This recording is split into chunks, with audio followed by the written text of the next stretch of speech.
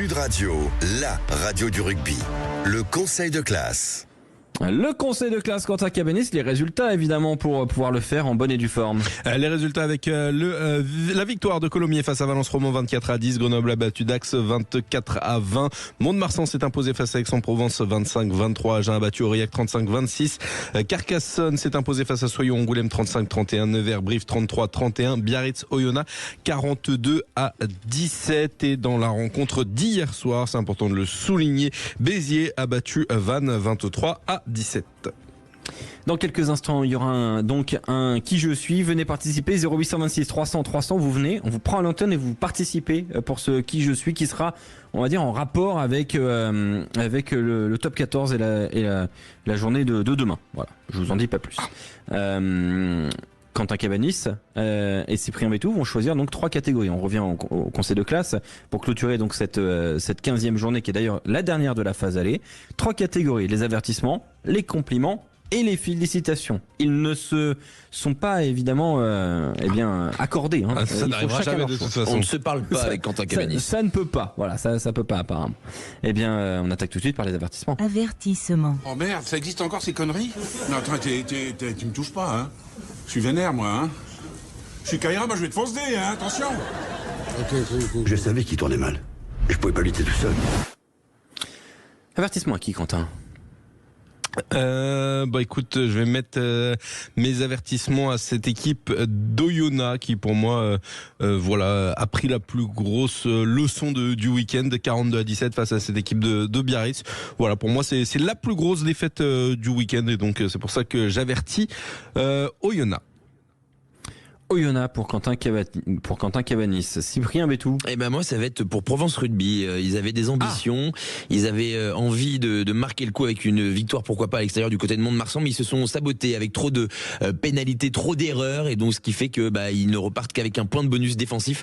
Eux qui ambitionnent de monter en top 14, il faut qu'ils soient plus solides, loin de leur base. Voilà donc pour les avertissements, mais sauf que faut faire un choix. Ah, il faut trancher. Qu'est-ce que tu vas faire comme choix, Quentin Barbaza? C'est toi le trancheur du soir. Si je tranche, je vais prendre, je vais mettre un petit warning cette équipe de Provence Rugby parce que quand on joue le haut de tableau, il faut gagner sur des matchs comme ça et ils n'ont pas su le faire ce soir.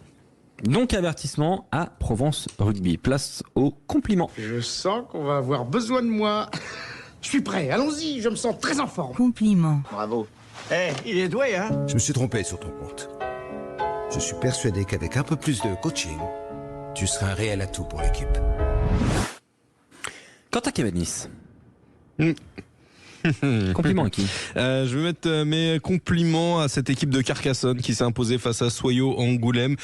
Carcassonne, c'est compliqué depuis le début de la saison. Ils avaient impérativement le droit de s'imposer, l'obligation de s'imposer, ces Carcassonnais, et ils l'ont fait pour la survie. Donc voilà, je voulais mettre mes compliments à cette équipe carcassonnaise. Carcassonne donc pour Quentin Cabanis. Carcassonne donc pour les compliments. Un problème. Moi je suis pas d'accord, je suis désolé, moi je vais aller sur les biarros pour les compliments parce que je vais te proposer l'inverse. Moi c'est l'inverse, moi que je voulais te proposer parce que moi c'est une semaine compliquée pour les biarros, ils ont fait le travail à domicile, une victoire contre Oyonnax qui cartonnait, surtout une victoire bonifiée, ça leur fait du bien au classement et donc du coup mais moi quand quelqu'un est mené 31-14 et arrive à gagner le match 35-31, pour moi ça mérite des félicitations. On en parlera dans quelques instants, mais faut pour moi du coup d'avoir été mené de 30 points. D'abord pour moi les compliments pour Biarritz, Alexandre. Un compliment pour Biarritz. Alors bon, il y en a un qui a dit Biarritz, l'autre qui a dit Carcassonne. Oui.